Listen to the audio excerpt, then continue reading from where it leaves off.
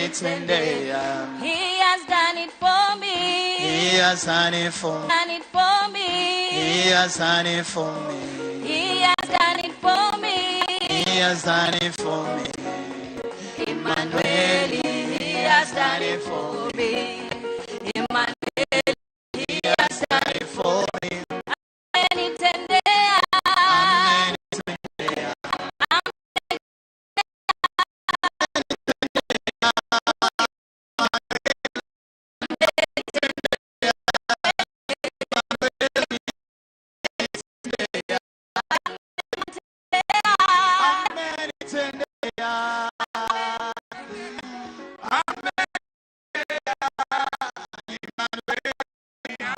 Ladies and gentlemen, Tomboya. Amen. It's in there. Amen. It's in there. Amen.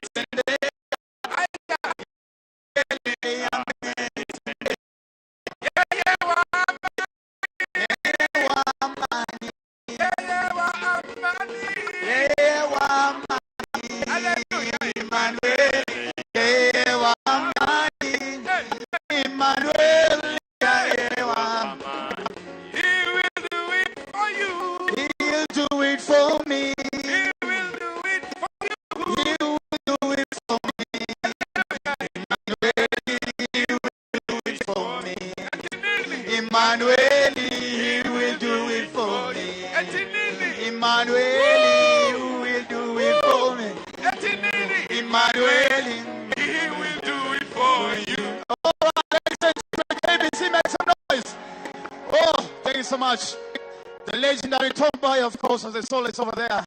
Of course, on-screen presenters, of course, behind the screen, the whole production team. Thank you so much. The last team, of course, with Asanteni Sana. Very quickly, ladies and gentlemen, allow me at this point to invite a very good friend of mine, a gentleman I respect, and of course, ladies and gentlemen, the Super Senator, Nairobi County. Let us put our hands together and appreciate the one and only Honorable Edwin Sifuna. Wapi makofi tafadhali. Who will, of course, invite and introduce all the other politicians in the house. Welcome, sir. Thank you, sir. Asante sana. Thank you very much, Church, Mama Rachel, and my brother, the family of our sister. I want to be very quick about this. I was planning to speak first before I invite the colleagues, but requested by one who is my senior to let me speak so that he can attend another service happening now at, I think, the All Saints Cathedral for one of his former colleagues. So please allow me to let the Senators of Busia, who is my senior in all respects and whose word I have to take as law, to speak, and then we will continue with the recognition of all the other leaders who are present, and also invite them to make a few remarks. Please, Senior Counsel Amos Wako, former AG, former Senator of Busia. I thank you.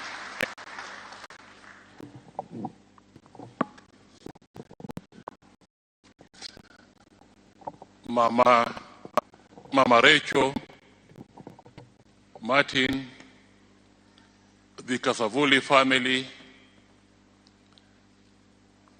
my former colleagues, the politicians, we are here to say farewell to an icon, Catherine Kasabuli. Although I'm not a journalist, I'm happy that I also came to know her. And I came to know her through her mother, Rachel. Because Rachel, as she herself said, was a working colleague with my mother at the probation office of Nairobi and Machakos area, where my mother was a probation officer. So in a sense, I've seen Catherine when she was born. Later on,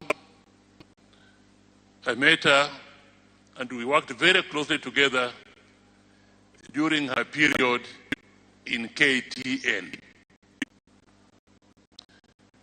I will not say about her positive attributes, and there are many. She had them. But I'll also mention another aspect which is normally mentioned during burials like this, but which is very important for people to know that when you see success, it is not all that glitters is gold. When you see success, great success like Catherine, also know that with that success, and I believe the preacher, I think it was a preacher, Walter, with that success, there are people who become envious. There are people who become jealous. There are people who want to undercut you. There are people who think you are standing in the way of their progression. And Satan uses them to try to bring you down. But thank you, Mother Rachel. You brought your family well, and it's for us now to thank you. Had you not instilled into Catherine the love of reading scriptures from the time she was a mtoto, it is most likely that you will not be here. It is that love of reading scriptures, as we are told in theology, that a relative noticed Catherine had a God-given talent, and he recognized it and called her for an interview in KBC. And as is normally stated, the rest is history. So, Mama Rachel, we thank you for the Christian upbringing of your children. I also thank you, Mother Rachel, in a very special way for looking after my mother in the office. Let me take this opportunity. I may go on before you, or you may go on. You may go before me. I don't want to come to your funeral and say, "Oh, she helped my mother." Let me tell you now for everybody to hear. Mother Rachel was very, very supportive of my mother in the office, to the extent where, when my father passed on, Mama Rachel, accompanied by Catherine Kasabuli, drove all the way to here and slept in my mother's room. You stayed there, you ate with her, you cried with her, and he did not leave until my mother had been buried. The work of family appreciates that, Mother Rachel, and also the same vein we appreciate Catherine Kasavuli. I said at the fundraising, it appears that God around this time was just taking away the people whom he loves. The Pope went around this time. Pope himself, Alienda, Pele, the soccer icon, also went around this time. There is a fellow journalist, and I don't know why the journalists have not found that out. In America, a lady, a famous lady, you would call her the Catherine Kasavuli of the United States of America, called Walters, Barbara Walters, an anchor on ABC. Do you know that she passed away? Catherine and Walters passed away within 48 hours of each other. These are, you may call them coincidences, but as Lionel Kakai will tell you, there's nothing like coincidences in the world. It's all planned by the unseen. All these people just going, a message is coming from the Almighty God to us, to the world, that something is coming.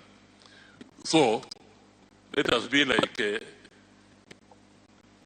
Rachel, let us be like Catherine, let us believe in God, and let us have great in the coming life.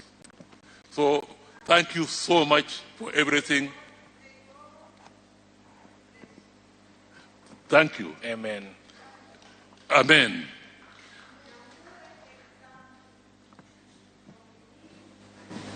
Amen. Amen.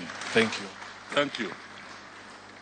And on that note, may the Almighty God rest the soul of Catherine Kasavuli in eternal peace. May he preserve her until we all join her when we all pass on, because this journey is a journey for us all. And may the same Almighty God give strength to Martin, give strength to the Mother Rachel during this period of grief and sorrow, and continue to bless you in the same way that you are already blessed. May he continue to bless you, and I can assure you, now, before I was very busy. Now I have no excuse. I'm available. I'm available. I'm a retired man now. So anything, just feel free to come. Mama, feel free to come, and we can take it on from there. Thank you. Thank you, Mother Karua, for being with the family. I'm very happy. Thank you. Thank you very much. Makofi, tafadhali. So, Kanisa, I'm going to be very quick about the introductions of the national leaders who are here. Testament to the person that Kasavuli was. We are here from whatever shade, across whatever divides that are here. There are people from Kenya Kwanza. We in Azimio are led by our mama here, Mother Karua. So I want to recognize the following leaders who I've seen, and if I don't mention you, just please pass a note. I will make a point of mentioning you. We have Madam Sylvia Mwichuli. She's somewhere. Just stand up and wave, please. Thank you very much for being with us. Mheshimiwa Winnie Majani, who ran for Women Rep in Vihiga. Karibu sana. I have Mheshimiwa Godfrey Osotsi, who is the Senator of Vihiga. Mheshimiwa Charles Gimose, the Member of Parliament from Hamisi. Mheshimiwa Jalango, Member of Parliament Langata, amekaa huko nyuma, takuita mbele. Former Land CS Farida Karonei, who was recognized at some point. And the presidential candidate, Honorable George Wajakoya, is here with us as well.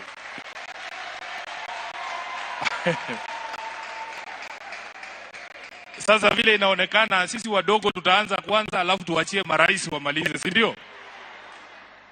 Mimi, mnanijua naitwa Edwin Sifuna. Mama Rachel, Mimi, I am the senator of Nairobi, but I am a rural boy through and through. I grew up in Bungoma.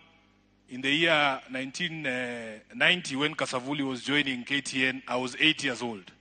Those of you who grew up in the rural areas in those times, we know we didn't have electricity and we didn't have TV. We didn't know many of these people that we hear these days, Fires Qureshi and the others. I can tell you that it's still an honor for me to be in your presence, Fires. But if my wife, who grew up in Nairobi, was here today, she would be losing her mind. Because she adored you people. Catherine Kasavuli, I think she had a crush on, what is his name? This was supposed to be the person who was to deny me a spouse. Yeah, Jimmy Gathu. So it was, Jimmy, I can tell you, it was between you and that gentleman who sings called Asha. Lakini mimi ndio niko. So, it is a pleasure to meet all of you, to meet Catherine. There are some things that have been said about Catherine. One of the things that was said by the CEO, the acting MD of KBC when we were doing the fundraiser, is that Catherine was so well spoken. Her intonation was on point. She delivered the bulletin in the manner in which it was supposed to be delivered. She didn't sound like a lawyer. And we were shocked. We were asking ourselves, kwani there's a public expectation that lawyers must sound like Wakoli Bifuoli, must sound like my uncle Atwoli, must sound like Papa Shirandula the late, or must sound like the other guy from Vioja Mahakamani, what's his name? Makoha. So that you realize that we are lawyers. So I want to say that Catherine presented herself in a manner. And this, the second thing that was said here, I think by Toby when he was speaking, he said that many people are now discovering Catherine's ethnicity in her death, which tells you something about Catherine Kasavuli. That in fact you don't have to lead everything in your life with your tribe. You don't have to start by mentioning who you are, where you come from. Let people know you as a national and international icon. The lady who is lying here today, I believe, is a national treasure. She's a national treasure. Many of us thought she was from Ukambani, as have been said here. We were only realizing later in life, actually recently, that she's our daughter from Mulembe. And we are very proud to find that out, but that is not who she was. Even in the broader conversation that is happening in the country right now, I want to encourage us, those of us who have gotten opportunity or platform, please, not everything is about your tribe. Your tribe is not what defines you. It is not your purpose in life to advance your tribe's interests. It is your purpose in life to change the lives of the people that you have been elected or appointed to serve. And I want to encourage all the leaders. I want to encourage all the leaders, and especially those of us here in Nairobi. Please, and you the people who elected us, encourage us to be objective leaders. Encourage us to see things from the perspective of a nation, with the perspective of all of you being our brothers and sisters. I will give you an example. Just meters from where we are seated here, there is a new road that links Ngong Road to Langata Road. How many of you have used that road? All of you, almost all of you have used that road. Do you know that in 2018, when that road was being constructed, there were people living on that space in Kibra in Langata who had to leave that space for that road to be built. I was just freshly appointed as the SG of ODM. My chairman for ODM Nairobi, Mheshimiwa Aladwa, is here. If then we went there to tell our people, you cannot move, you cannot destroy the homes of our people, would you be using that road now? We need to appreciate that there are things called the common good that we must all support. Lastly, I was hoping that Mheshimiwa Babu would be here. I have had the privilege, being the SG of ODM, to interact with members of the media. And as been said here by Senator Emeritus of Busia, not everything that you see about the lives of the people you see on TV is as glamorous as it looks. These people have challenges, they have problems, they face issues just like ourselves. Many of these media houses, many of them are my friends, but I must say, they don't always take care of the people behind the screens as much as they should. It is just a fact. When you say you need to dress well, those clothes are expensive. Those clothes are expensive. Shoes are expensive. Sindio? Hata siku hizi kuna hii ingine ya nasikia huwezi soma news bila weave, sijui kwa nini. Pia hiyo iko na bei yake. So these people need to be taken care of, and I was happy that the CS for because it's not just the CS for sports, it's also the CS for culture. Let us have a way of ensuring that these heroes that we celebrate in death are celebrated even in life. We want something national, a national monument, something that we can remember Kasavuli for. Even if for you, as the current administration just builds one theater or a training school for people to go into TV and production and name it after Catherine Kasavuli, we will appreciate that you have done something for the people of Kenya. I want to stop there and invite my colleagues to also say something. I will go in no particular order except that we must respect presidential candidates. So we will start. I want to start with my colleagues in Nairobi. I'll start with Mheshimiwa Jalango.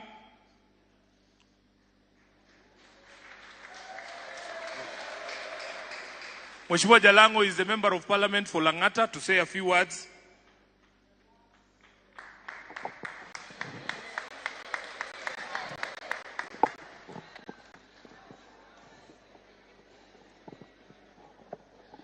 Thank you so much, Senator.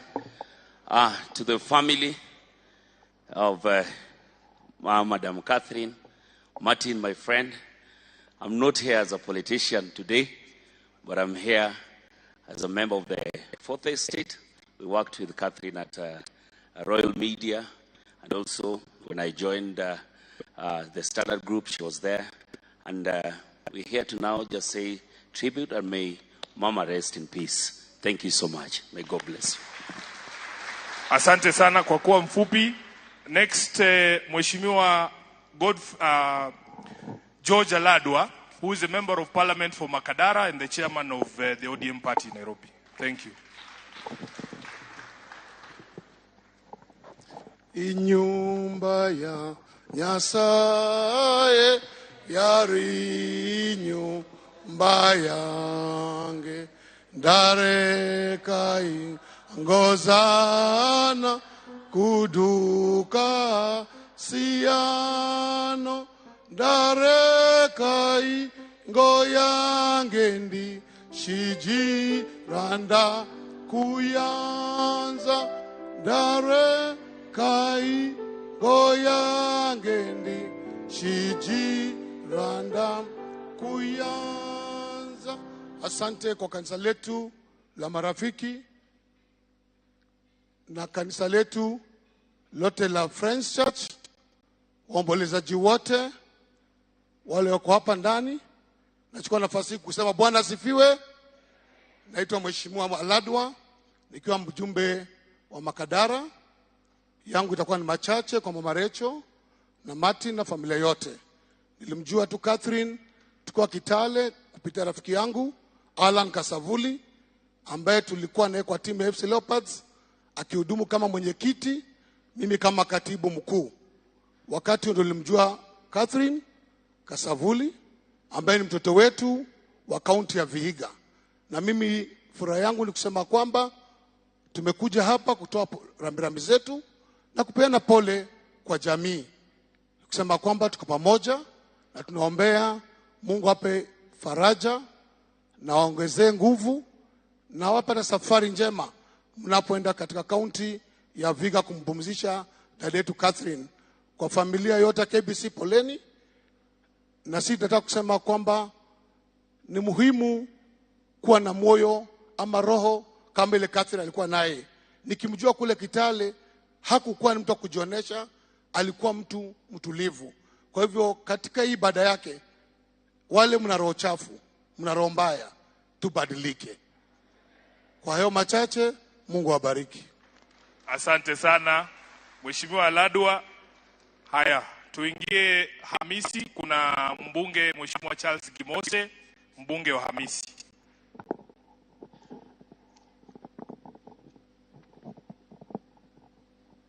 Asante Mheshimiwa Sukuna. Mama mpendwa Rachel, Martin, waombolezaji wote ambao wako hapa siku ya leo, Bwana asifiwe. Semeni hallelujah. Kanisa la Friends, thank you so much.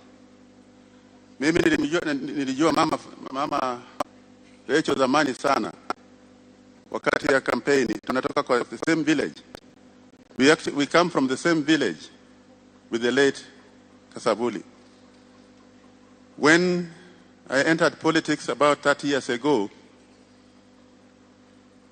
I participated politically with the support of Mama Rachel. Nakuombea. We are together. I want to say today, pole sana kwa family, pole sana kwa marafiki, the media, and everybody. Tomorrow, we are going home.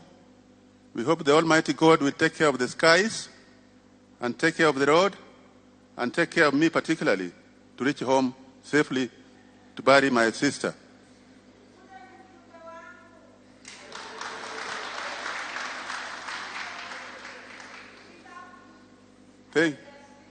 Thank you.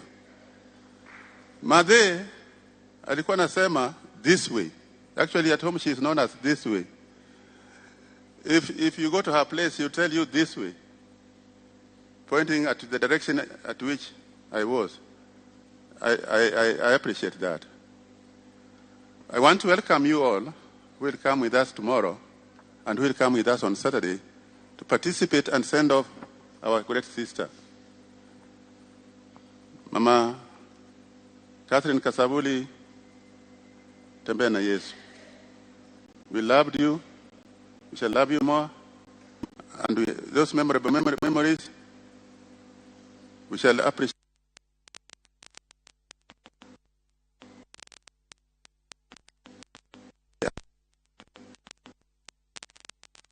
Yabarikiwe. Asante sana. Seneta wa Vihiga, Mheshimiwa Godfrey Osotsi.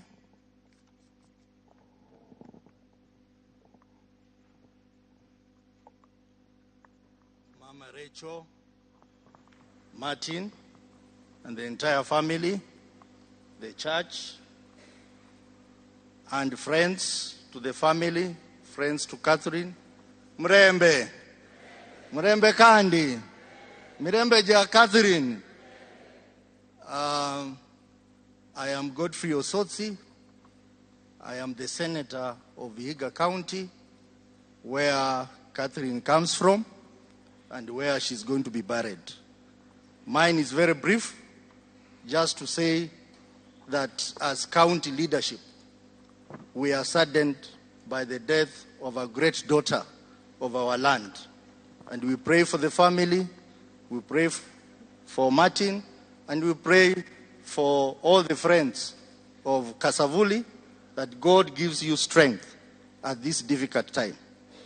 Secondly, many things have been said about Catherine. And yesterday, I had an engagement with the former Prime Minister, Raila Amolo Odinga, who has given me greetings to pass today his condolences to the family and all the friends and colleagues of Catherine Kasavuli. And he said that all the good things have been said about Catherine. There is one thing missing.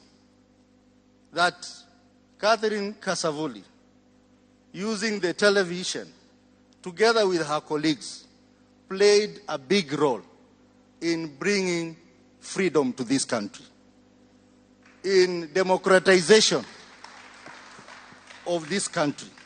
Those of you who are there in the 90s, you remember how difficult it was to say the truth against the government of the day. But Catherine and her colleagues were very factual, were very authoritative, were very bold on KTN, and they made the work of those who are fighting for change possible. So the former Prime Minister said that I should pass that message to you, that this country has lost a great girl who played his role, though passively, in bringing the change that we are enjoying in this country. And we need to jealously guard the freedoms that we have at the moment. Lastly, as a community of Vihiga, which is known to produce great people, great girls, Catherine is joining the league of great girls in our community, the likes of Priscilla Abuao, the likes of Salome Nolega, women who brought change in our society. So we have lost a great girl, and we can't say more than that. We can only say that we are together, we'll work together, we'll be with you in Nyang'ori, and we welcome you to come and give a good send-off to our daughter, Catherine Kasavuli. Asanteni sana, na Bwana Prime Minister alinipatia a small contribution of 200,000, which I've given to Martin. Thank you very much, and God bless you. Asante sana, tumebakisha mtu mmoja peke yake, lakini nimeombwa nimkaribishe Ambassador Kabira ambaye niambiwa yeye ndiye alipoach Catherine akamleta KTN, aje aseme neno moja kabla sijamwalika rais.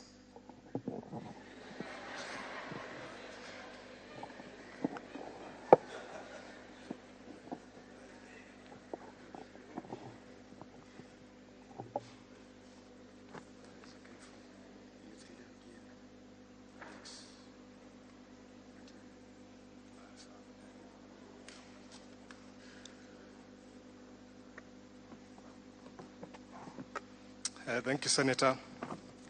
To Martin, Mama Rachel, the family of Kasavuli, and the leadership gathered here, colleagues of Catherine, I think the news bulletin is definitely overrunning. We are past that time.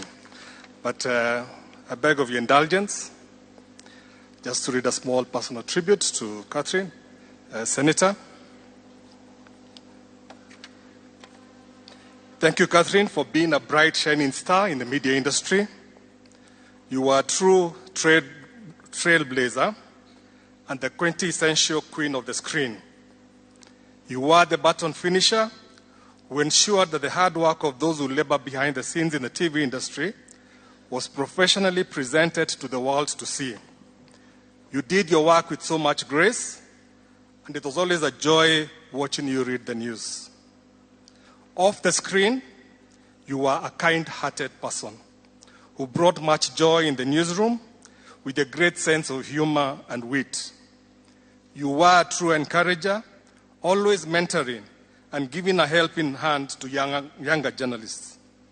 You were a stickler to etiquette, always reminding us that we needed to carry ourselves with the dignity of the profession, because as media, we were chronicling history and heralding the future in the words that we wrote and spoke.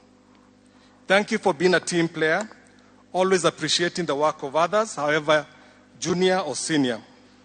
You spoke and treated colleagues with great respect and appreciated their output, however big or small. As we wiggled through the trying times of managing the first independent news station in Africa in the 1990s, you stood by reporters and editors who had crossed the imaginary line of bold journalism. As a radio presenter, you melted our hearts with the choice of songs you played on Late Date. I vividly recall that while at the University of Nairobi, the Late Date Hour brought our halls of residence to a complete stop with the stereos booming out with the lovely melodies you chose.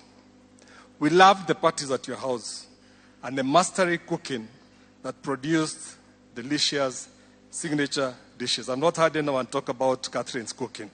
I think, Martin, you know that. It is unfortunate that you are also a victim of malicious rumors, but you are strong-willed and laughed off lies and never allowed negativity to define you, always happy in the belief that the few naysayers must never be allowed to dictate the virtues of the majority. The media industry is today richer, more competitive and professional because of the seed that you planted.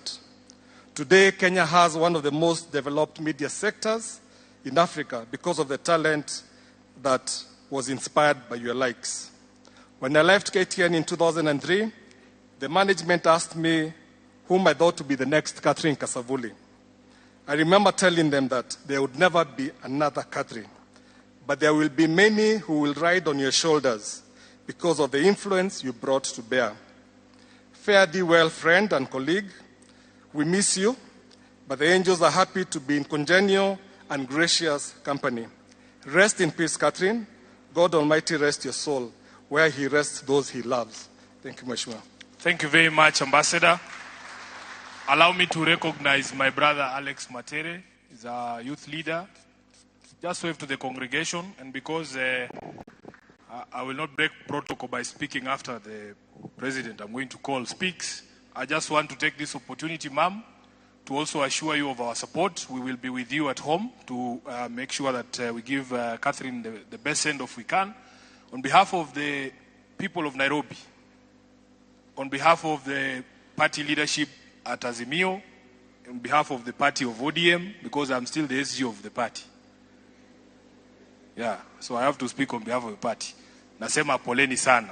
Without much further ado, allow me to introduce Mheshimiwa George Wajakoya, who will close for us this program, church. And then I will hand over back the mic to the MC. I hope sijasahau mtu yoyote.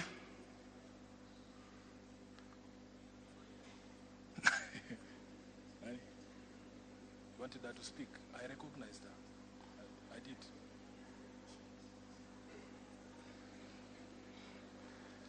Mheshimiwa Rais, karibu sana. Asante. Thank you, Mama Rachel and Catherine Kasavuli's son. But before I speak, may I put a footnote that my speeches are concocted sometimes with Luhyaism in it and sometimes with Koroga. Mama Rachel, my friend, the governors in absentia, the members of parliament, the senator Nairobi area, young and vibrant senator, members of the Fourth Estate. Members of the Fourth Estate, I'm sorry for what you're going through, but God will see you through. And Kenyans in general. I'm here to mourn my friend, and leave alone the last day I was with her, courtesy of her son. I don't think whether there's any other person who knows Catherine more than I do. Because in 1976, both of us were from Wands. She was in Ngara. Maybe I thought it was St. Teresa Sicily. She was in Ngara while I was in City High School. And we are neighbors. By that time, I had just graduated into a full grown-up chokora from Hare Krishna Temple. And that went on until 1979, when both of us sat for East African Certificate of Education. She sitting, I think, in Ngara, and I sitting at City High School. And ever since that particular time, I used to see her, and I used to go to Leonard Mambo Motela's home in Ngara, just next to City High School, trying to find out how I would meet my sister. And her brilliant, bright color made some of us to go and look like her. I think most of you, or those who are in my generation, might have come up in a generation of ambi. Wakati nilikuwa tunajipaka ambi. And I put on my first ambi just because I wanted to attract my sister. I hope she's hearing. And that's a story for another day. And for my friend, Mr. Koreshi, I met you in London so many times, together with Topi Liambila. I think at that time I was a grave digger in Highgate Cemetery when I was in exile. Stories that can be told and will be told very soon. And I'm also very happy to see my friend here, George Aladwa, who was my first client when I became a lawyer. I don't know what happened, but we shall visit that another day. On top of that, also I have Honorable Gimose, a man who came briefly in exile. He met me in Maryland. And what we did with Gimose, may I thank the Lord that God is real. Tulikuwa tunafanya kazi ya kuchunga watu na kuchuna watu, though we were educated. And that's survival for the fittest. Do what you can do where you are so that you don't get any blames from anybody. I've also had heart-to-heart discussion with Raila Odinga and his wife, Min Ping. We have had heart-to-heart discussion recently with James Orengo in Western Province. And we also had heart-to-heart discussion with the Honorable Soti here. And we have also had heart-to-heart discussion about the running of Nairobi City, of which I know that we have been blessed to have two young men who are running Nairobi. But they are facing a lot of fragile fidelity of the obvious. Mr. Jalango, are you there? Honorable Jalango? Okay. My prayers to my sister is, if she woke up today and she found out what's going on in Nairobi, what would she say? She has died of a disease that is curable. And that's why I stood up with the marijuana debate. I was not talking of the smoking aspect of it. Otherwise, Jamaica would be a multi-million-dollar country, or corporate country. I was talking of medicinal that cures cancer, that cures COVID, that cures other maladies. It comes from marijuana. Israel and Canada today, the leading countries in the world, together with Pfizer, a pharmaceutical company, they have drawn their economic perspectives on the growth of marijuana for commercialization, industrialization, and medicine.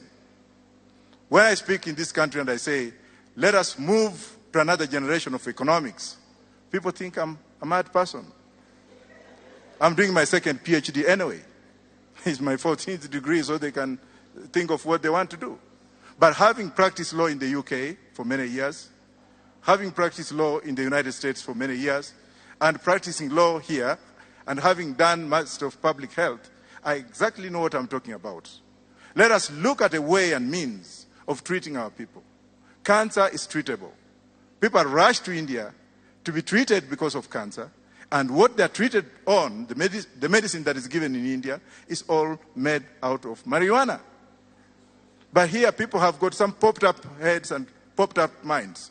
When you speak of marijuana, and I've never smoked in my life.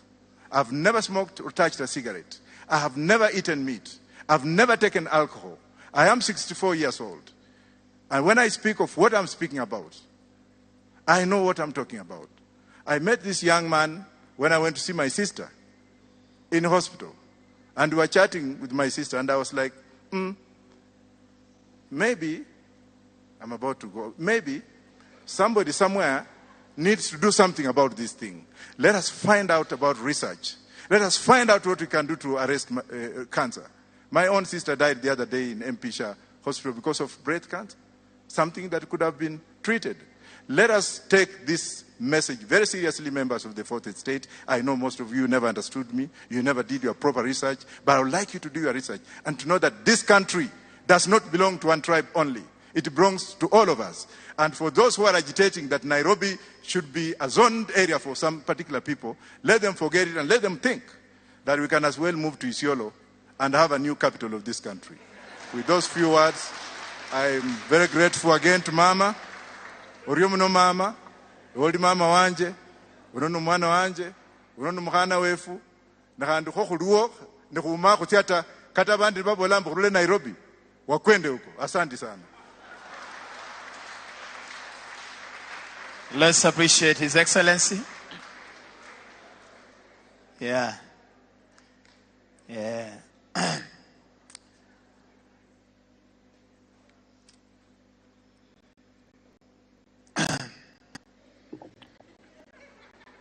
Mwami Nyasaye atakonya kwetsa mwembere kwa saino makoga msala. I saw the way our pastors were like, Pastor Bolima could say,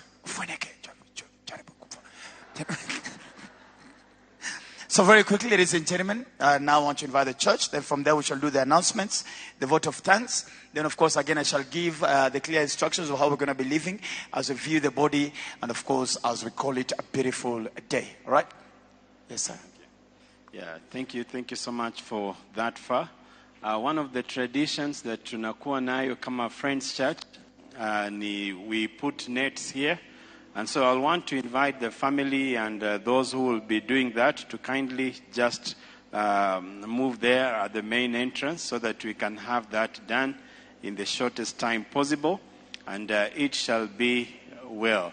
Tungependa tukiwa na nets, tafadhali, if we have, then that we will do at this particular time. Asante. It seems like they are not yet ready, and so we will want to move immediately. Okay, can you move with some level of speed because of the time? Yes, sir. I think Yes, we've sir. taken a bit of time today All right. because of the many speeches that we've had, and the discussions, the sharings, and reflections on a life of one that has touched us in many, many ways. And so we want to do that in the shortest time possible, and it shall be well. You had something to? Okay, okay, thank you. The family and to kindly join these ladies. Family. Kama mtajiunga nao itakuwa ni vizuri.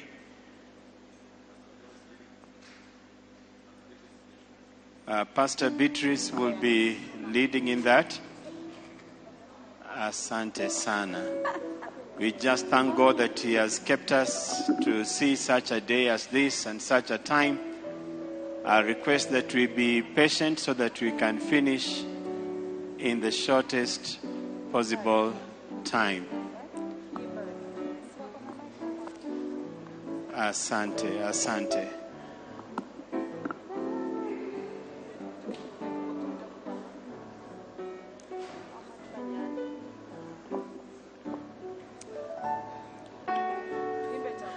Thank you. For those family members that can join, kindly let's try and make a little haste, and the blessings of the Lord will be with us. For those that are joining us, maybe it is your first time to be here at the Friends International Center. You are welcome. Feel at home, feel at Jesus. Whenever you feel you have an opportunity to come and fellowship, we are always open. Every Sunday morning we have a service, and you're welcome to fellowship with us from 9 in the morning, and the Lord will bless us together. Thank you for creating time to just come and give encouragement to the family of Catherine. May God's blessing and peace be with all of us. We're waiting for the family. Family. Pastor Beatrice, kindly tuweze kufanya haraka kwa sababu muda hauko nasi tena.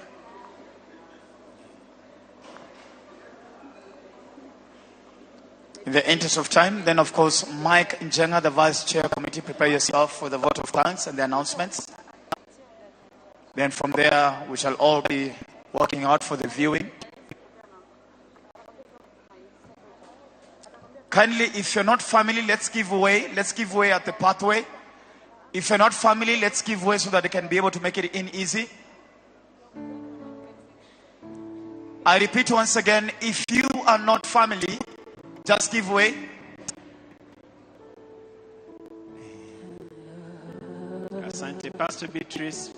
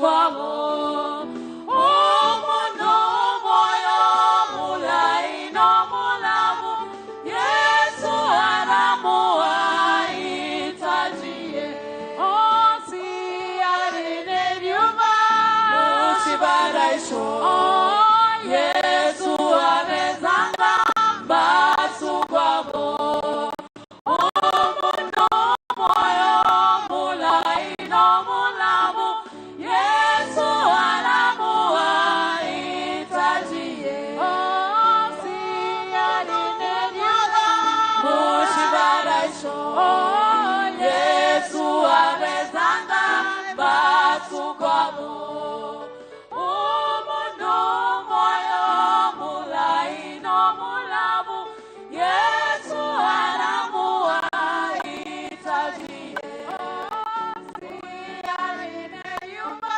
musibaraisho Yesu amezanga basugwabo omuno moyo mulai no mulamu Yesu aramuwa itajie omuno moyo musibaraisho Yesu amezanga basugwabo omuno moyo mulai no mulamu Yesu aramuwa itajie osi arine nyuma musibaraisho Yesu amezanga basugwabo omuno moyo mulai no mulamu Yesu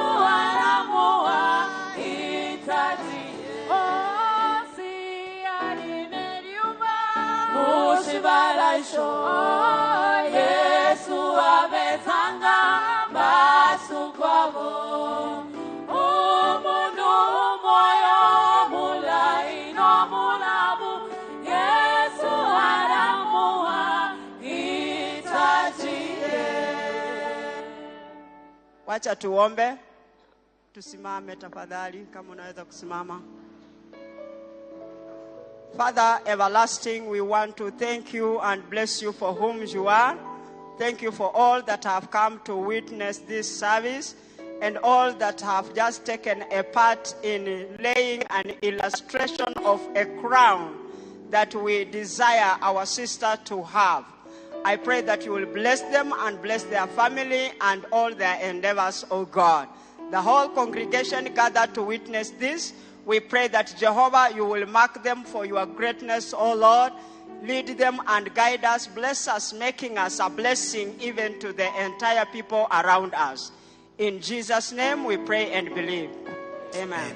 Thank you. Nikimaliza kazi nitavalishwa taji. Nikimaliza kazi nitavalishwa taji. Oh, nikimaliza kazi nitavalishwa taji. Nikimaliza kazi nitavalishwa taji. Amemaliza kazi, amevalishwa taji.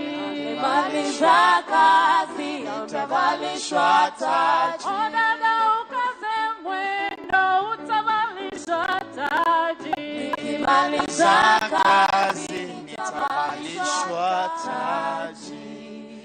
Thank you so much. Very quickly now, ladies and gentlemen, let me call for the vice chair of the committee, Mike Njenga, to now come and give the announcements and, of course, the vote of thanks as well. Let's appreciate him as he comes forth, ladies and gentlemen.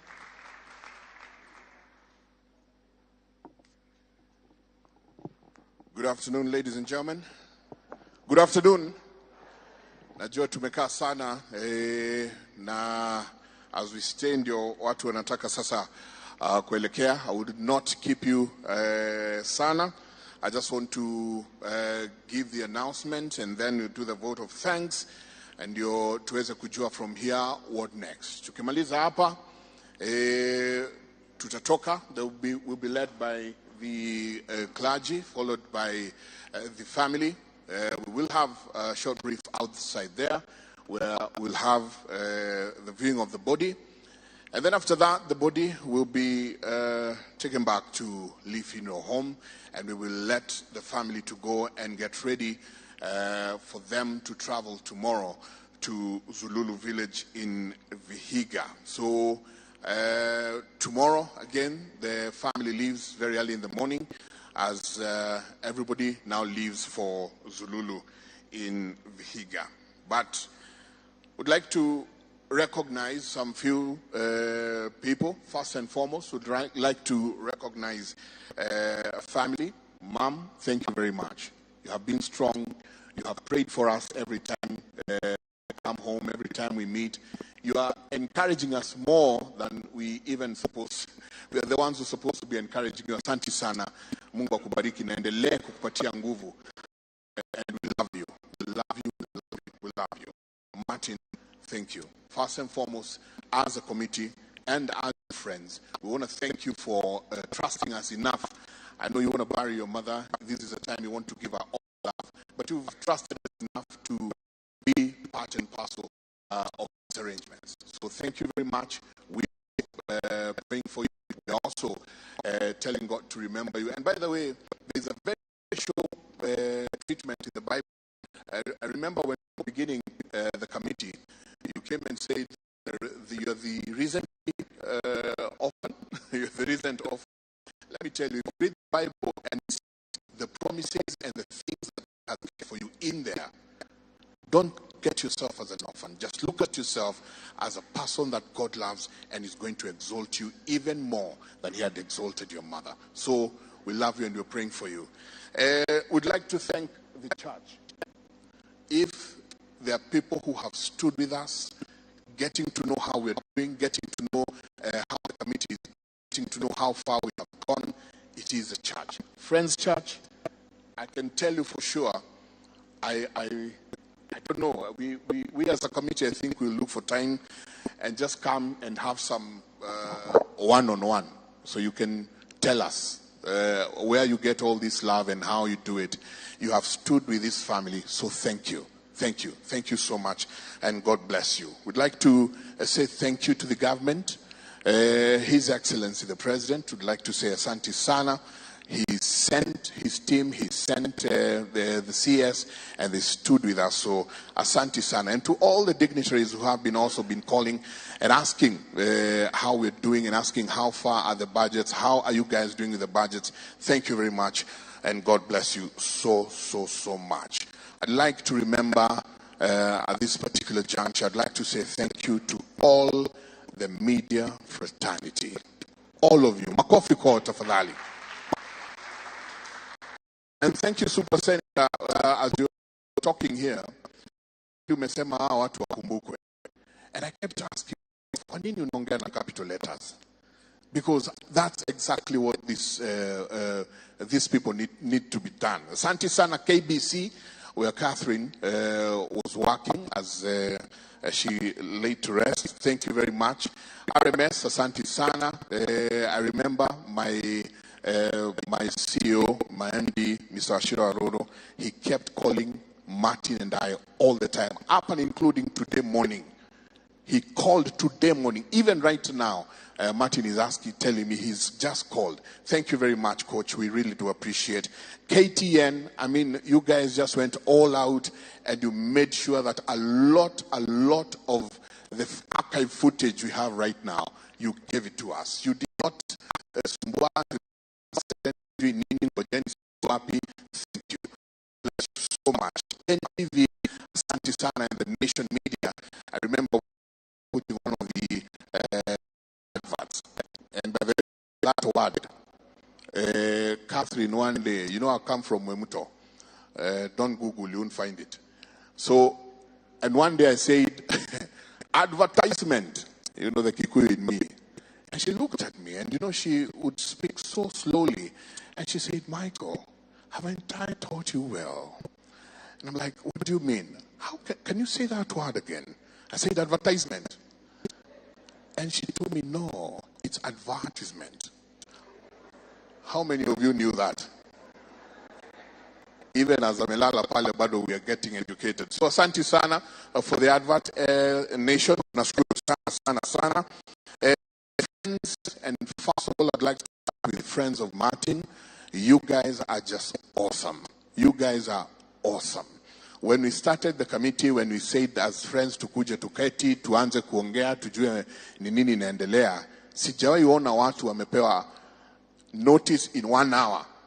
Na wamekuja ni kama walikuwa wameambiwa for 3 months. So you guys are amazing, you're awesome, and I know that you're going to continue with this even as we go to Zululu tomorrow and over the weekend, even as we're there. Would like to thank the doctors who took care of Catherine. Asante sana. To all of you, you know yourselves, to all of you who were there, to all of you who kept saying, no, let us try these, let us try the other.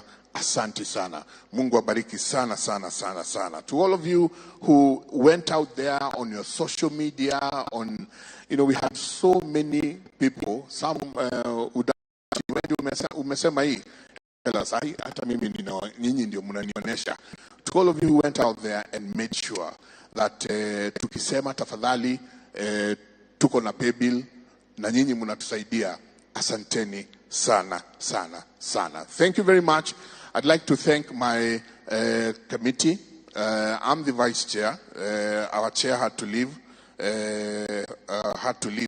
Haraka kidogo, kuna kitu ili tokelezea kidogo, na so she had to leave. Committee, asanteni sana. Najua mengi tutazungumza zaidi tukiwa Zululu, lakini I'd like to say thank you to all of you. Thank you even to you seated here at this time. Najua kuna wengi wanasema we needed to go, we need to be somewhere else, but mumeketi na mumengojea mpaka tumalize. Asanteni sana.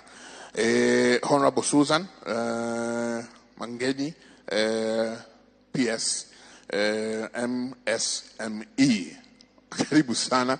Thank God, and we recognize you and thank you. God bless you and thank you for standing with the family. So tunawashukuru sana, asanteni. Tafadhali kama utaweza kukuja na sisi kule Zululu, tunaomba. Wengi wetu tunatoka kesho, kuna wengi hata wengine wanatoka saa hii. Tupatane pale, and the rest we will continue from the other side. May Jehovah God bless you as you move out. May he remember you in each and everything that you do. May he be your going out and your coming in. And everybody say it, amen? Amen. Asante sana. I'd like to take you back to you. Thank you. Actually, back to the church. Asante. God bless you. Karibu. Yeah, we've come towards the very close, and we should be closing, and I'll be requesting the General Superintendent kindly come over. You'll be sending us out with a word of prayer. Immediately after that, we will have a brief session of viewing right there at the entrance, and we request that we do this in an orderly way. We'll be led by the pastoral team, and them that will be the pallbearers, the immediate family, and we'll do it in an orderly way. But so let me just recognize Captain Alvale, if you can just stand and wave where you are. Thank you. Colonel Amadi, if you can just stand and wave. Thank you so much. We also have with us Senior Counsel Steve Mwenesi, if you can just stand there right at the back and just wave as well. Thank you so much for being together with us. Otherwise, let's all rise on our feet as we go to pray together. Let's pray. Our gracious and everlasting Father, Lord, we once again gather before thy presence. We want to thank you for your love. We thank you, Lord, for your care. Even in such a difficult time, you made to be God. We want to thank you, Lord, for the service we have had. God, as we come to an end of it, we pray for your grace to go with us. Even my Father, as we go back home to where we came from, Lord, I want to pray for the journey mercies to be able to cover each one of us. Thank you, Abba Father, because you are taking control of each and everything. We bless you and we honor you. In Jesus' name we pray. Amen. We remain standing as the pastors go to lead us in the recession. And we'll pray that those that are in the main aisle kindly give some space there. The pallbearers, you can come. The pallbearers kindly come to the front. The pallbearers, you can come forward. And then pastors, the casket, then the family.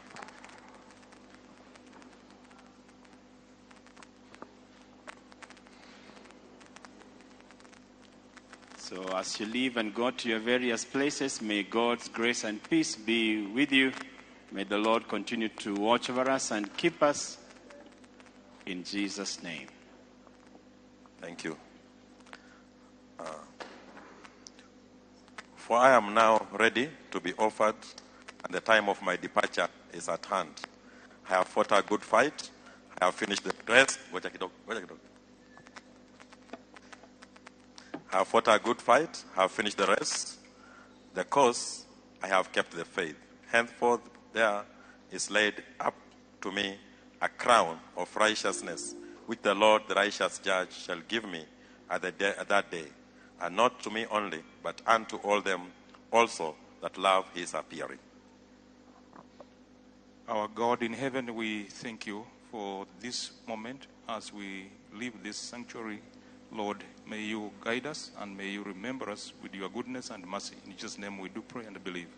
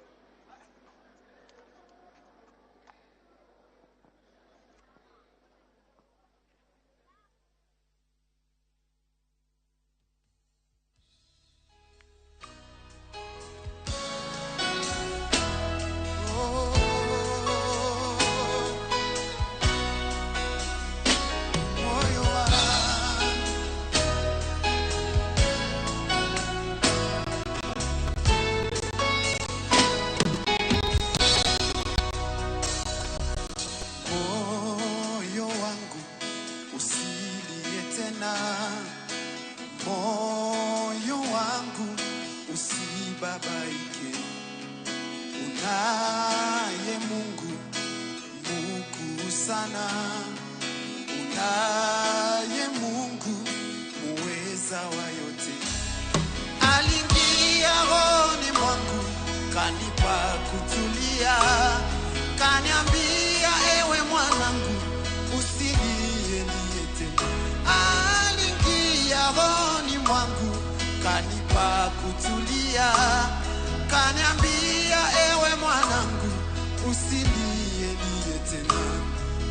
najua shida zako mimi nitazitatua. Bila Yesu mimi ni mtu bure. Bila Yesu mimi ni mtu bure. Katikisa Yesu mwanga wangu, kati huzuni Yesu ni mfariji, kati vita Yesu mwamba wangu, katika njaa Yesu mkate wa uzima. Yesu kimbilio, hajawahi kuniacha. Yesu mwamba wangu, mahali pa kujificha. Yesu kimbilio, hajawahi kuniacha. Yesu mwamba wangu, mahali pa kujificha. Anajua shida zangu, yeye anazitatua.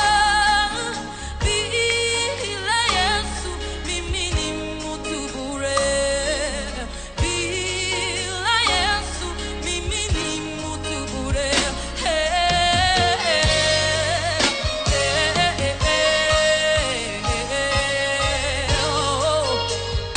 Bwana wewe aniingia rohoni mwangu. Bwana Yesu kaniambia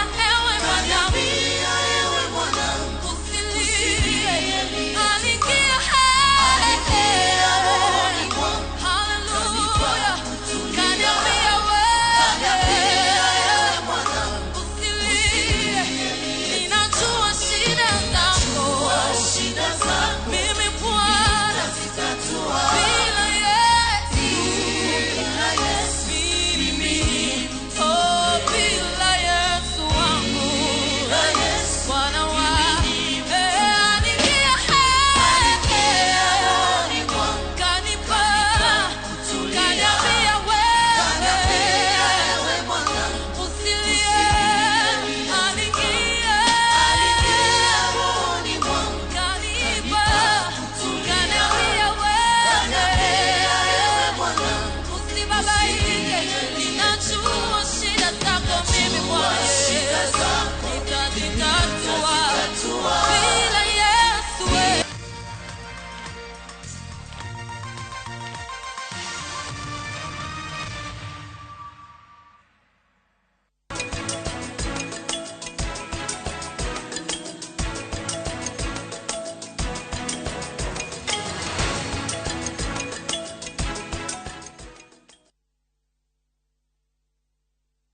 Raundi ya tindi gotigara botaka imenya sai maiga. Ehosori enyira naende embouke gima. Wa?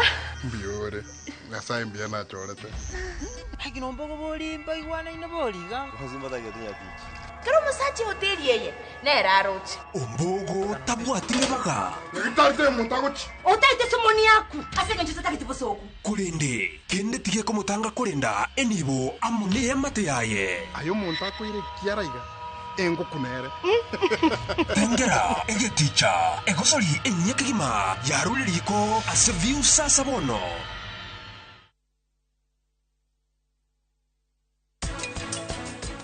Wathieko.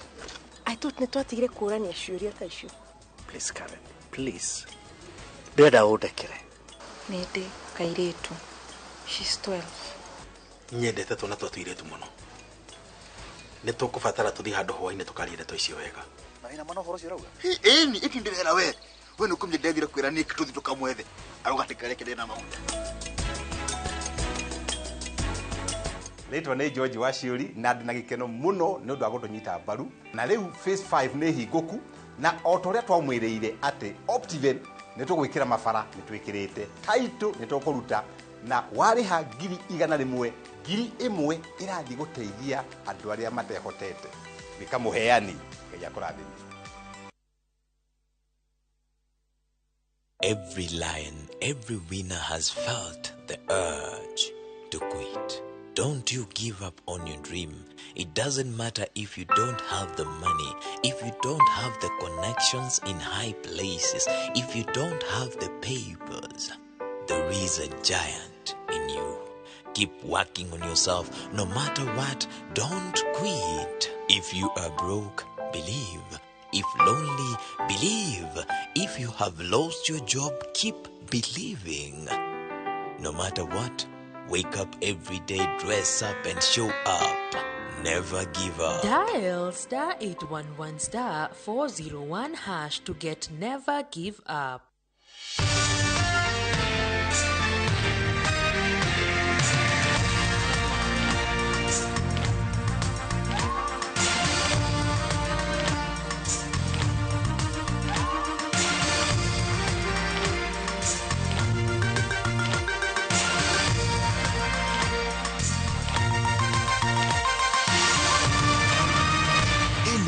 Ni shesheni ya Inooro TV.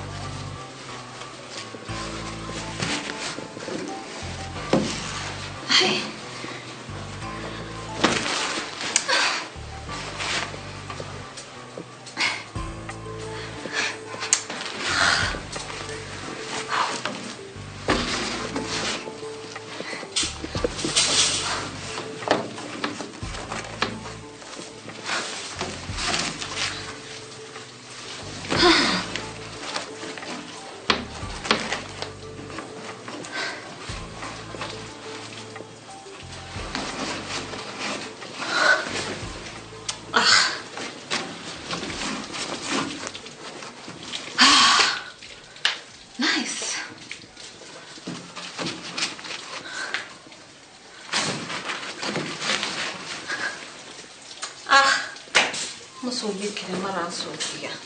Sofia hii. Mkioraro na wewe?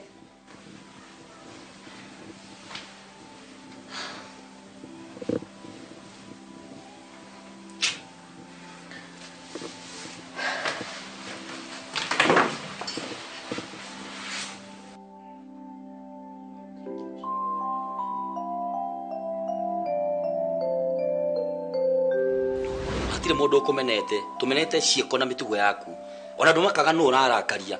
In fact mami arakwira no mauma no nawe na ukinora yake na think urenda ndire na ni aruta kiria ki ngoro-ini yake no na kabari ndina mugunda hena andu inginyitirira ni guthomana ria ku Esther na wendera nari koro ndacemanite nawe tene handu aucemania na mamundu magi tondu thaa ici muturira wako ungiri kuraihu muno gutiri mu office ya mundu guko. Okay. Tawe compose. Niki urageria kuga? Gata nyitaga. Urenda kubane atirere. Tokoro shoreta. Oga. Lawyer wa shirare. Ako boreta office no either muthenya ucio kana tumathaa tunini. Arekia shwe agethi.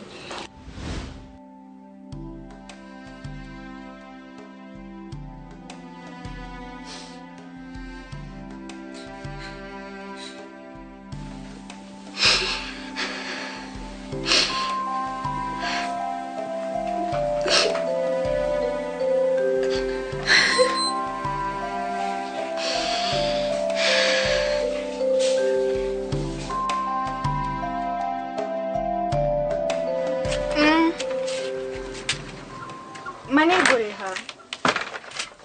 Guko hato nyogereo kahida kanini. Please. Haya, okay.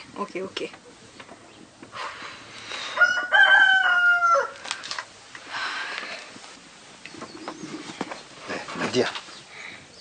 Mutomukorage nake. Hatire. Hai hatire. Hai nyaguthie niki kai wajirie ithia kuri twike duke mwanike maheni.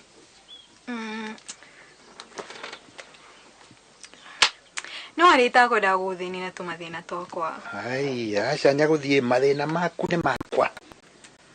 reke ona kirikaniro gikiugite atiriri haria ngathie ni ngathie haria ngaikara ni ngaikara ngai wakwa ni ngai wakwa ndi maundu maoka ndikida nditige gutindo kimaka mu shut up sawa ni mwarimu ukuhuragira thimu akanjira ati ni akunyingatira ciana ndaga kuriha school fees na nitabia cigana uguo 9,500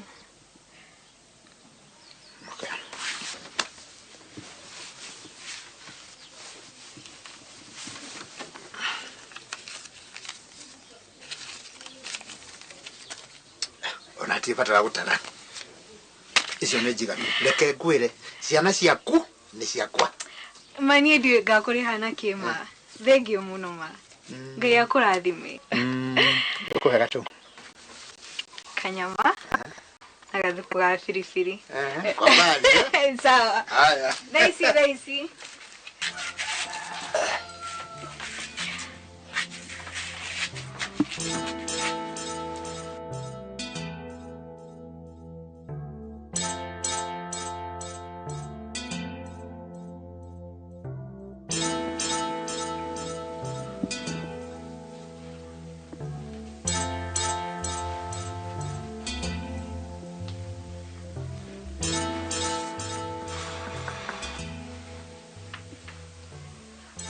Tia gutidoki maka Steve. Akora miss call yaku ni gukuhurira. Nikiatarora thimu ciakwa. Tingimenya. Maundu ni maingi magituma mundu agikuoya thimu. Relax. Heko ena kaundu kamwe kikire kuruka no akoro hie handu tutamenya ni kwari. Kimuhorere gire mwiso. Agakuwe ne tukumenya uria tugwika.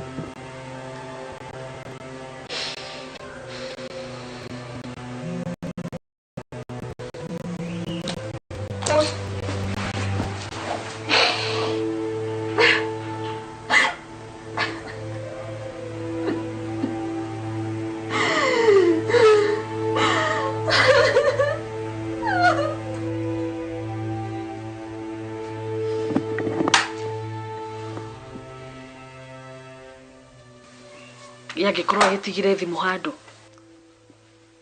Stella ndagethitiga thimu yake handu na ngekwatia. Yakorwo busy. Stella, ona ngekwe busy ndagetiga thimu. Kayo tamwe we. Steve we sure. Tiga gwetha itumi mobi. Stella no ginya heka ndu aragera and I can feel it. Don't she has something she's going through. Kaundu takariko. Dio ena ariko no ndimuteithia. I don't know what she's going through. I don't know. Ndu mundu ngituteithia na maundu maya mothe ni Anita.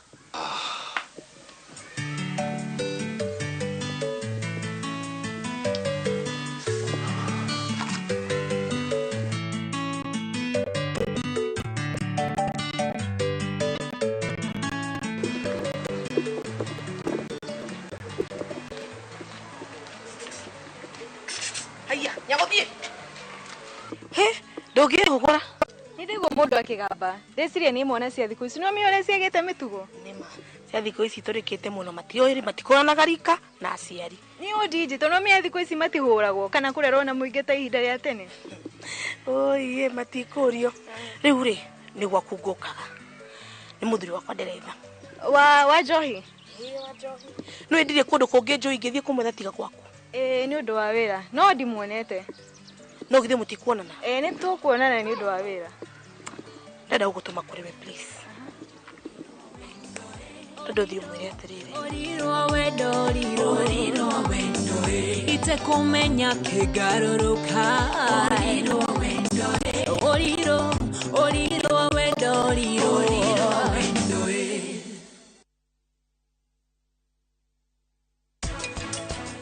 Murata waku nĩ kĩeka? Amakire nĩ kĩgeranio na akoma thibitarĩ. Nĩ tũthiĩ. Ũka. Tũgũthi nawe. Ngwĩhoka Pragya ndarahĩtia. Priyanka angĩrĩ muoyo. Nĩ ndenda Priyanka oneke muoyo. Ti horo wa nũhĩtĩtie, nĩ horo wa muoyo. Ũngĩka ũndũ ta ũcio nĩkĩ nĩ ũndũ wa kĩgeranio? Nĩ sorry. Sorry nĩ andũ. Ngai nĩ mwega tondũ nduonete ũndũ. Kũngĩthire atĩa?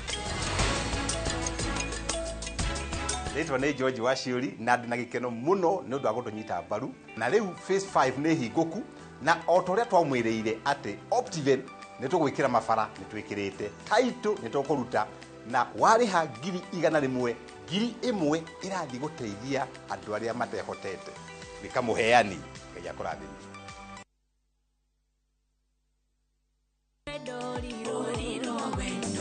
Ite kumenya kĩgarũrũka. Orirwo wendo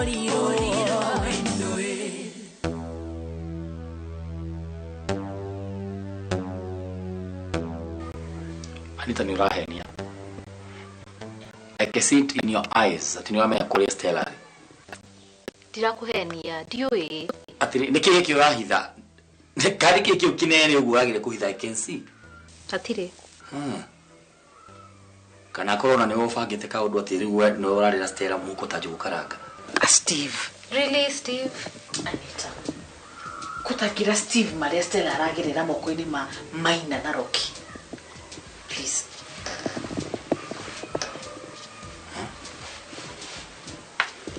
Anita. Yani ginya mũndũ ũĩ. Gũtirĩ ũndũ ingĩekire kũmũteithia. Ati neki ogireka ati Stella my sister akono kimenyaga. Niĩ ndũkani blame nĩ ũndũ wa Stella. Onawe nĩ ũĩ niĩ na Stella tũkoragwo twĩthũ. Steve, that's enough. Ni akũra maũndũ ma kũigana. Please stop. Ona kawaita ngemenya ma. Tondũ ndamenya mwena ũngĩ wa Anita itaramenya. Ino kĩrĩ ngoro njũru mũno. Steve. Onawe nĩ ũrĩa sister yaku akoragwo. Ona mũndũ ũngĩenda kũmũteithia ndangĩhota. Riu korona urakorete akioragwo no ureke oragwo ithu tiguo rauga. It's not the same thing kũragwo na kũiywo. Two different things. Ekegwere moici na mũraganire kĩndũ kĩmwe. Na nĩ kũndũ no Stella agĩũkara na mũndũ ũrathiĩ gũkua. Ona ithuĩ twanaiywo na tũrĩ okuo. Okay. Kana hi maũndũ maya mothe marekĩka. Toko nĩ ũbangĩte nĩguo hiũ turithie Stella tũtiramenya. Ndirĩ mũici no ndingĩaga thayũ atĩ tondũ Stella nĩ akonwo. Ona sometimes maũndũ maũru nĩ mahanĩkagĩra mũndũ ũtũrithagia andũ arĩa angĩ. Stella ethũ nyingĩ mũno to niĩ tu. Can't believe this. Atiginya nĩ mũndũ mũwaine. Anita.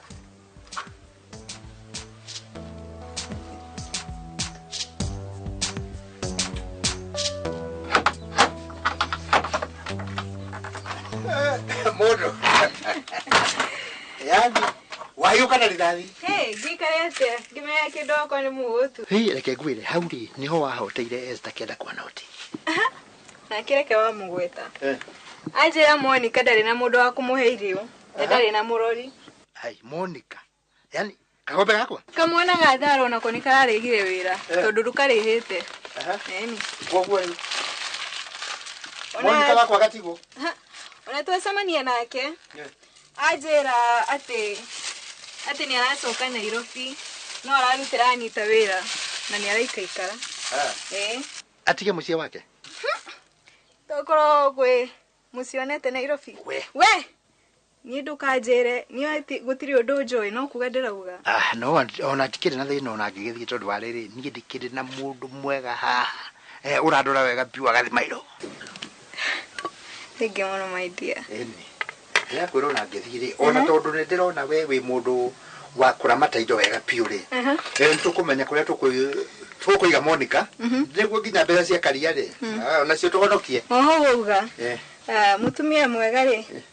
kora mucio wake eni na gaja muke wala atuka tayari aya ndoke njera ni to ukinogora ona ngore kia thaa ici we terera hau eni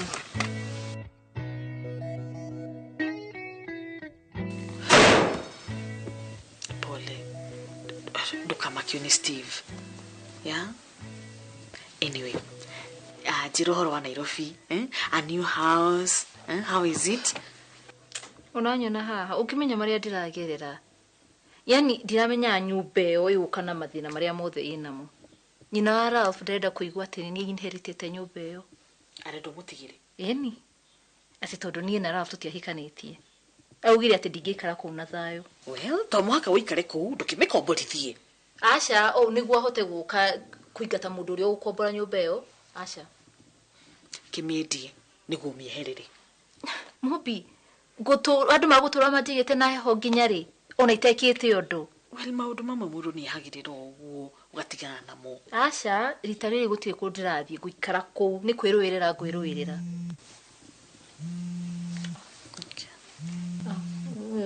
No makani tata Esther. Ngumwirite ahurire arikia shughuli tuinukania. Okay. Hello?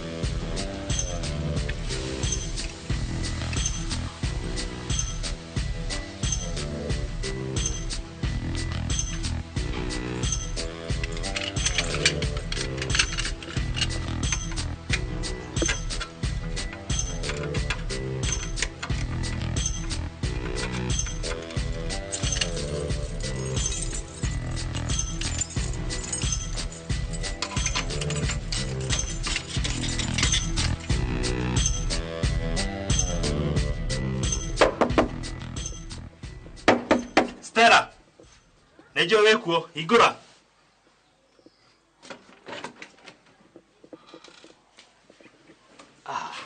Lega gungetie. Niki? Tondu atinda wihingire nyumba u. No amenya mundu e mugeni handu. Ni wihingicikaga muno. Ungienda uteithio wothe, unjire. Ni ndiri muhingiciku. Na wi murutwo kana? Asa. Oh, uthamire guku kiwira? Asa. In case ukienda uteithio. Ndirenda uteithio please. Sawa. Na ndukangie ringi.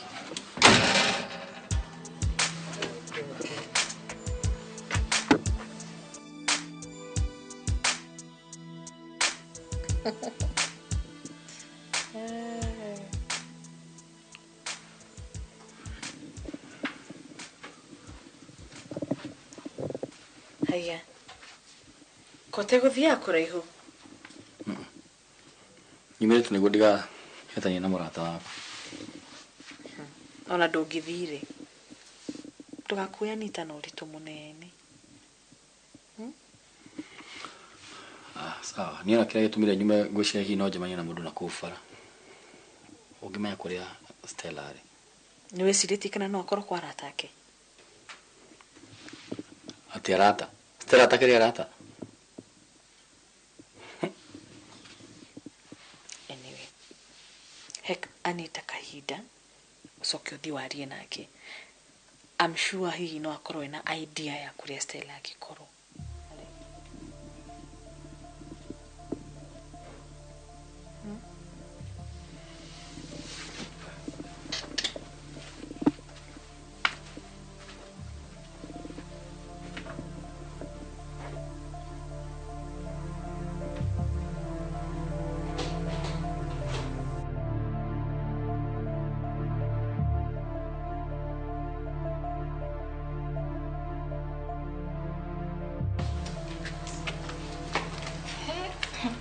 Niye kegure tata. Rega kwiruka wikara muturerete kuwa maundu. Okukuwanie maundu. Okupeni pressure. Na alsas. Hepatoriko. Alafu sikuishi atu mathukite ona gutie mundu rendera uri ongewera. Turi mundu gikwendera wera. Otoreo nae wirugite okura. Haya we niki ureka gwakwa ugirire guku atia? Kairetu ndirakwire ndi wanjira nyingi muno. Tauma kamwira gwitire borithi. We ndio wagirwo kuma guku gwakwa. Ndukuyindo cia mwana wakwa ndi mwe no igua. Bo nawe ni wima. Raf agiendire uinherit nyumba no ni agia kwandikire wiru-ini. No we niki gatumire kwandika? No ngorora jari ya kinyi baka bro na wewe ungesonoka mhara. Kagoja kumukuza wewe ndugu. Ukana uko. Tumia moja. Murasida wako ni kumuko. Muko tokera. Huko ni kumuko tokera. Wewe na kai tehera tutu. Hera. Huko ni kwako na tira murani mokuma. Tira kwa pigia limo. Marugo baini. Ataka kwa wako. Maune marara mawazo hidaruta.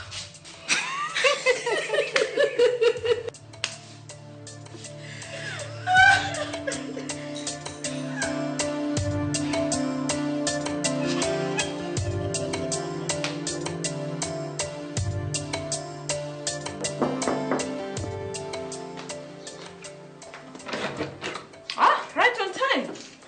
Tamuthugu ndikwiraga. Karibu. Have a seat.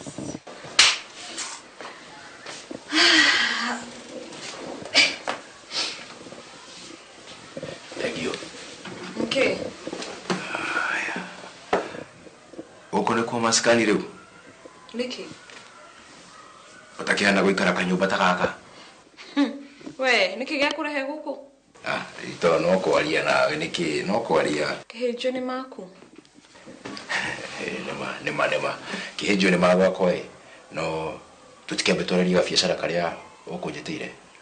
Ndenda unjuragire mundu.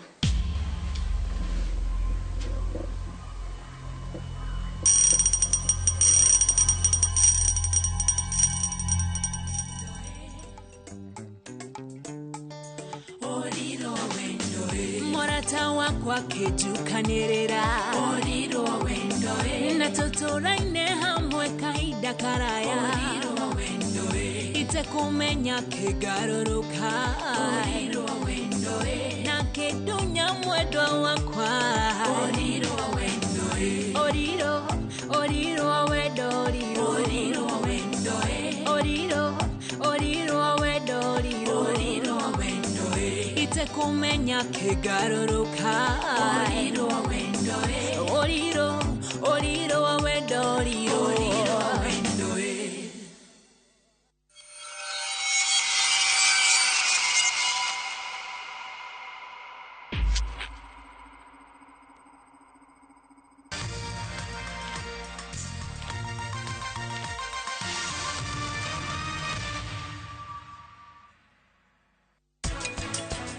Hiru no jarani ndi na family itu. Eni, na no twike pati guku tucemanie ithuothe na tucoke twambie guthaka na githe ti wega.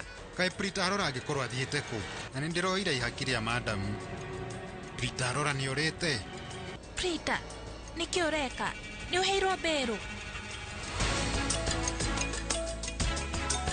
Ritwa ni George Washiuri na ndina gikeno muno ni undu wa gutunyita mbaru na riu phase 5 ni hinguku na otoria twamwiriire ati Optiven nä tå gwä kä ra mabara nä twä kä rä te taitå nä tå kå ruta na warä ha 100,000 1,000 ä rathiä gå teithia andå arä a matehotete wä ka må heani ngai akå rathä.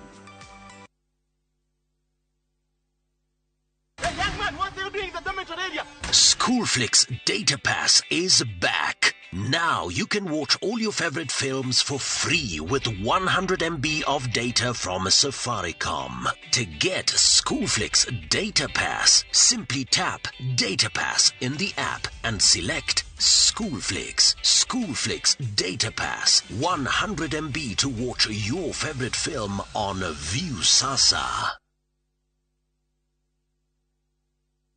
Rwimbo ni thabuni wa ngoro. Cheze na tuimbe twisi.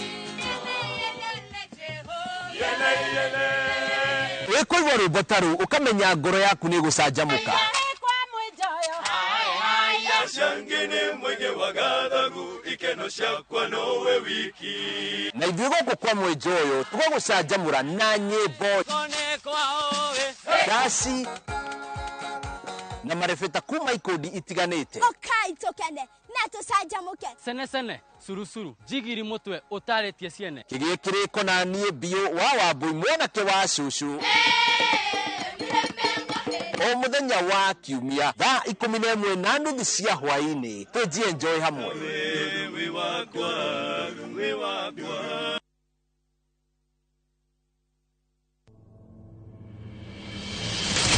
Kundu gwa guturo ni gwa kugarura mitugo. Kama mtu angejua angejaribu kukanyanga waya ya sheria. Ndohirwo 2013 no nditigarĩtie haraihu kaima 2030. Andũ arĩa wĩigua oragire mutumia na ciana ciake 5 nĩo tũikaraga nao gũkũ. Ukishaingia kwa jela vitu zako huko nje zimekatika. Ihinda rĩa njikarĩte njera kuma 2015 iyo nĩ mĩaka 7. Thaa ici ndaigua ta ndaciarwo rĩngĩ. Njera-inĩ citũ o muthenya wa kiumia thutha wa mohoro ma thaa 3.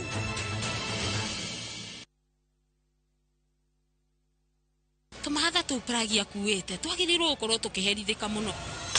Riria merirĩria mathu maĩtana na iroto cia ngoro no nginya ndĩrĩhĩrie Abishak mehereterera one ũrĩa ngũgũtwarithia. Gũtirĩ mĩkuru mĩnene kwa mwendwa. Niĩ rĩu ndĩrenda bamĩrĩ yakwa Pragia na Kiara no nginya manjokerere.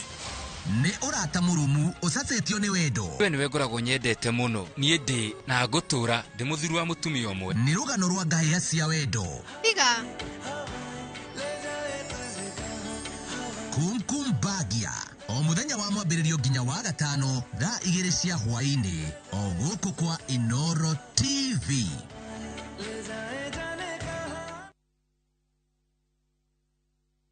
Gũkũkonyita no rĩmwe Nĩ gĩthaa gĩa gũcacia mĩthemba yothe.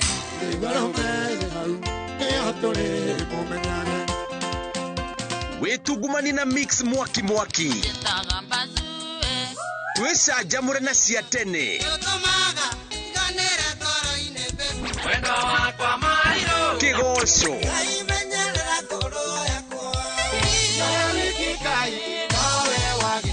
tũgacoka riko tũgagũcamithia iria hiũ kuma wathiĩ ndũkahĩtũkwo nĩ mwago ũyũ thĩinĩ wa Mwĩgangaro Live na DJ Smiles mena Nyambura wa Kabui o mwambĩrĩrio nginya wa gatano kwambĩrĩria thaa 10 cia hwaĩ-inĩ. Ewe nĩ we 5,000 thũkũma na ihinda rĩigana atĩa we? Ndiakwĩrwo na itina igana. Rĩu karĩ ũru mwathani. Nĩ gũtukanio na wendo. Kĩngoro gĩtihotanaga. We ndicu we. Oira gũkũruta ndenda no kũrĩa matumbĩ na snacks. Managi. Ndũkaiyũrĩrĩrie ũguo nĩ ndũgabundũrũkie. Shaitani mwathani. Angĩ magacokerera kanitha. Ũkindĩrie kwa Ngai na magũrũ merĩ. Ground ĩkĩrĩ sawa. Ũteti naguo ũkarika. Kamango we. Mĩciĩ ĩgatiganĩrio. Mambo ya siasa staki tena. Campaign ke staki. Mĩciĩ nĩ ndogo. O muthenya wa kana thaa 2:30 cia hwaĩ-inĩ o gũkũ kwa Inooro TV.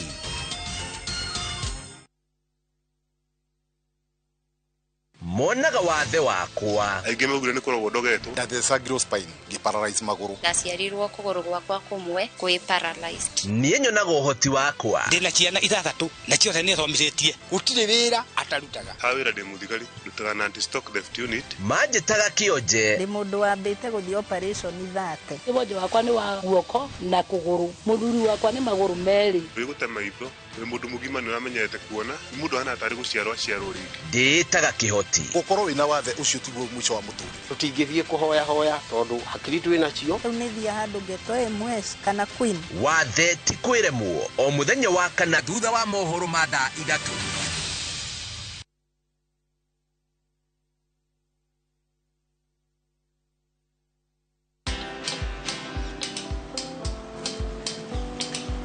Niaje?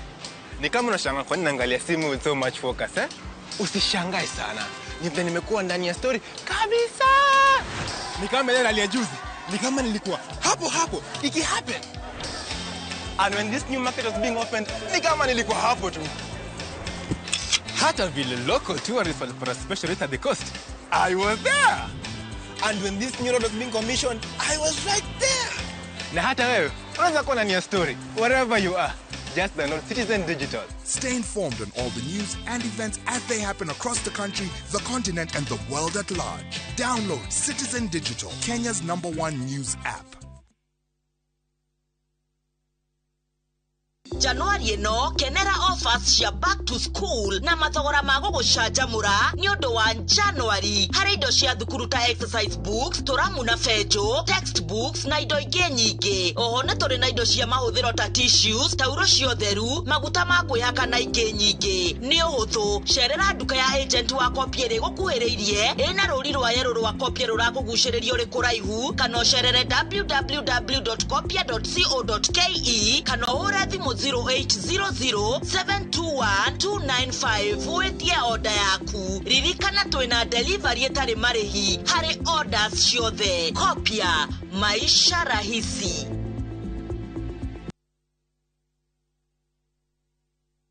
Hihi ciana ciothe wa kuria migunda kigaiwo ni Dagma mwariko.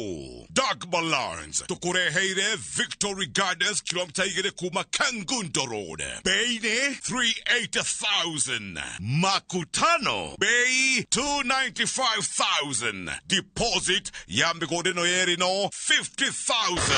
Tusonge Malindi by plane 50 by 100 bei 100,000. Deposit 30,000. Electric fence Maina Dhitima Zippo. Title deed ni hapo hapo. Vibone 0740 888 Dagma Lawrence. We promise we deliver. Nikigoco na mahoya makwambĩrĩria January 2023.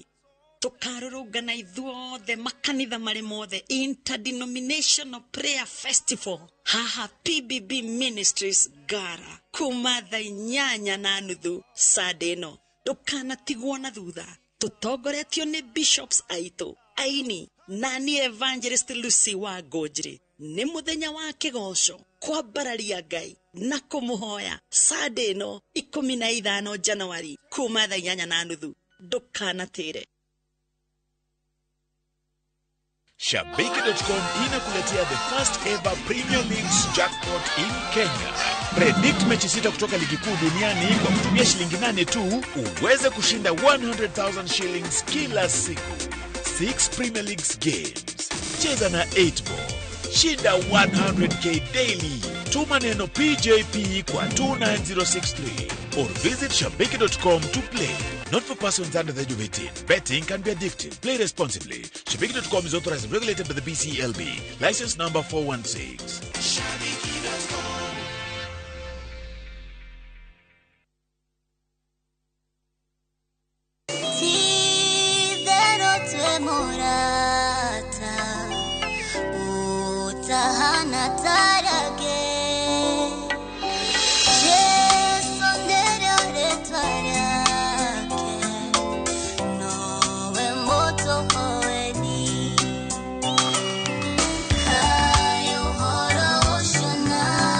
Nowe gwatire rwimbo rũrũ tasikiza tune yako akirundu raithi muno hihinya *811*344# ogekene muno. Ririkana Inooro ni mucie wa aini othe. uria we ndio Inooro witu nawe ndugeciria ndio ati ni mwa interfere na ndio ni we na githesa ni rugano rwina thiri hithanie gutire kundu kiuria rathi what mimi nakula kila pahali ukoroko ucio wina ugugwike thina iniwe ndio uma ukaga utheri either ojagure nie kana Natasha direta ndo mamenye kwanyu no ujoi wendo ukagagia ngoro diga katumie meta watu ithagariene o muthenya wa gatano thaa 2:30 cia hwaini.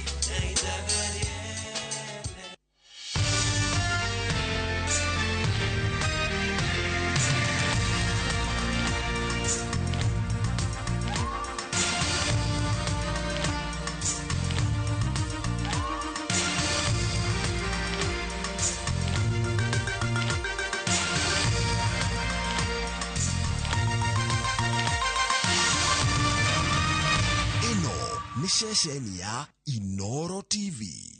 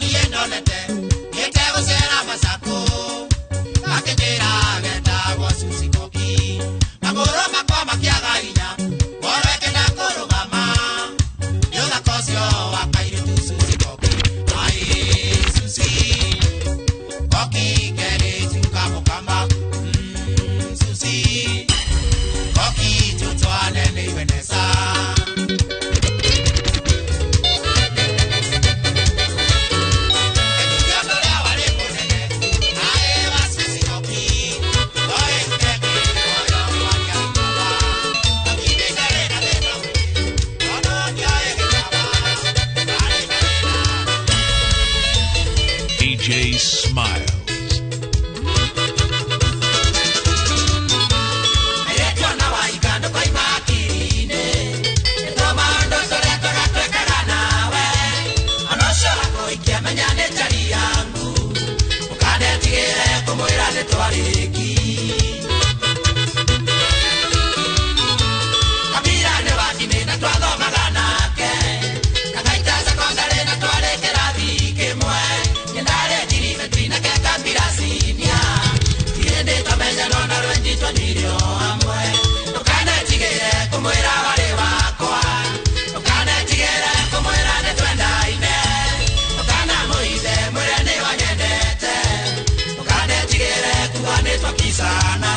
DJ Smile.